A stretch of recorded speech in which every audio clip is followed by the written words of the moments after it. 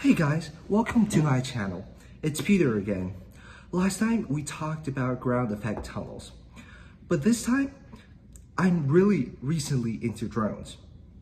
Now let's not talk about multicopters, which is propelled by 4 to 6 propellers, but let's talk about ornithopters, such as the drones similar to hummingbirds and bees.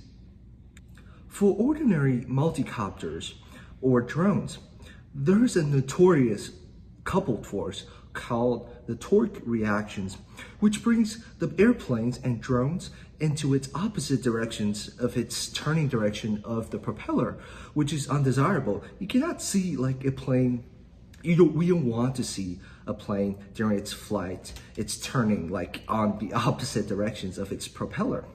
However, for the ornithopter, there are two axes. See the axes where the arrows are pointing. The two wings are moving in the opposite direction. So their torque reactions are one clockwise and one counterclockwise. These two torque reactions offset each other. Thus, there is no need for any machinery counteracting the torque reaction.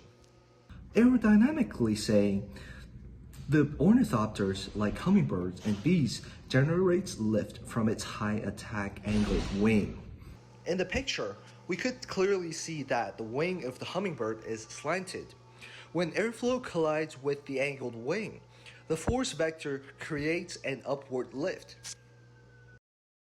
Moreover, looking at the CFD analysis of the wing in the moment of flapping, the air creates negative pressure on the top of the wing, again generating lift.